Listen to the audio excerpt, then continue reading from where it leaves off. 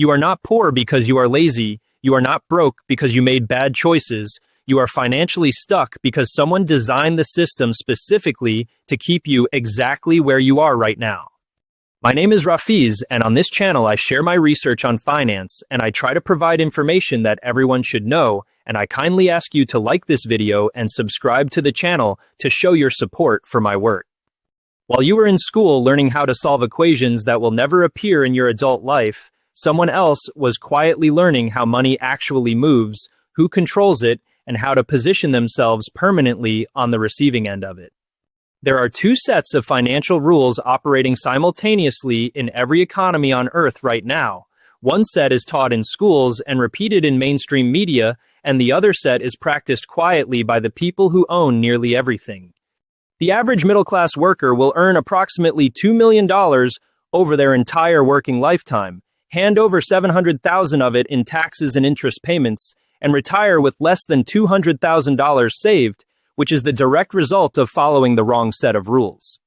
Rule number 1 is that the wealthy never trade time for money because trading time for money has a mathematical ceiling, and any financial strategy with a ceiling will always eventually be overtaken by a strategy that compounds without limits. Consider this carefully. A surgeon who earns $400,000 per year is still one serious illness, one lawsuit, or one industry disruption away from financial collapse, because every single dollar they earn requires them to personally show up and perform day after day, year after year. The moment you stop working, your income stops too, and this single mechanical flaw in how most people earn money is the invisible wall that prevents 90% of the population from ever crossing into genuine financial freedom, regardless of how hard they work. Rule number 2 is something so deliberately overlooked that most professional accountants will not explain it unprompted. The tax code was not written by accident, but was authored by people who own assets for the benefit of people who own assets. In the United States, a person who earns $150,000 per year from their job pays a higher effective tax rate than a billionaire who earns $50 million per year from investments. And this is not speculation, but documented, verifiable, publicly available tax data.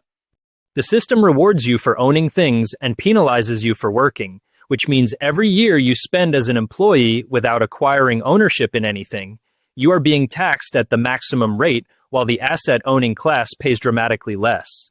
Rule number 3 will genuinely disturb you. If you think about it long enough, inflation is not simply rising prices. It is a silent mechanism that transfers real purchasing power from people holding cash directly into the portfolios of people holding hard assets. When central banks expand the money supply, every unit of currency you hold in a savings account loses a fraction of its real value, but every piece of real estate, every share of a productive company, and every unit of scarce asset that wealthy people own rises proportionally in price. Your bank account felt safe in 2020, it felt responsible, it felt like the right financial decision, but while you held cash earning near zero interest, asset prices rose 30 to 50%, and the gap between you and wealthy asset owners expanded by years in a matter of months. Rule number 4 is the one the financial industry has the strongest incentive to hide from you.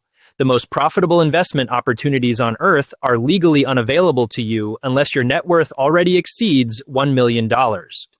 Private equity, venture capital, hedge funds, and pre-IPO deals, which are the exact investment categories that generate the highest historical returns, are locked behind legal barriers called accreditation requirements that ensure only already wealthy people can access them.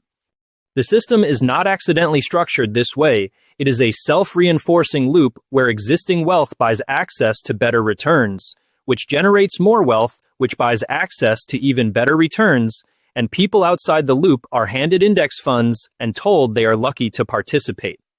Rule number 5 is one you can feel when you examine your own bank statements. Debt is not inherently destructive, it is a tool, and like any tool, its effect depends entirely on what you are using it to build. At this exact moment, there are people borrowing money at 6% interest to purchase assets producing 14% annual returns, and those people are building wealth with borrowed capital while simultaneously holding on to every dollar of their own savings.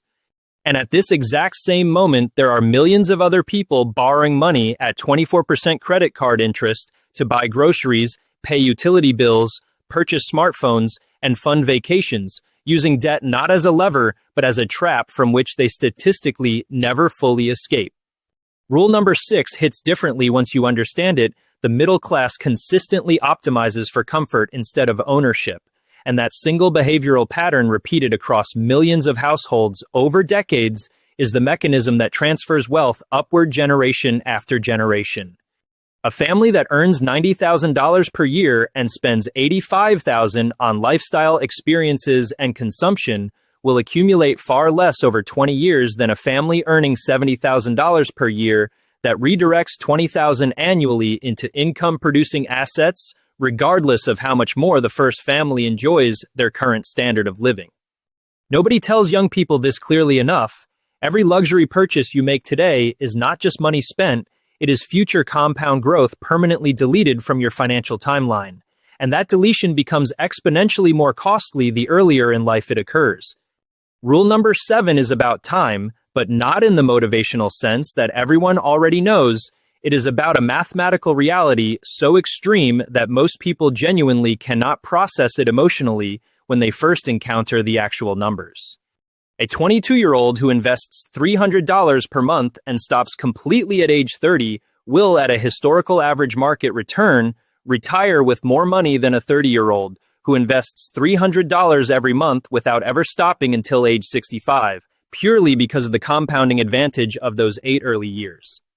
This is not investment advice, this is arithmetic, and it means that every year a person delays building ownership of any kind is not a neutral decision, but a permanent and irreversible reduction in their long-term financial outcome. Rule number 8 is the reason many self-made wealthy people became obsessed with business ownership rather than career advancement. A corporation is a legally privileged entity that exists in a parallel tax reality that individual wage earners simply cannot access.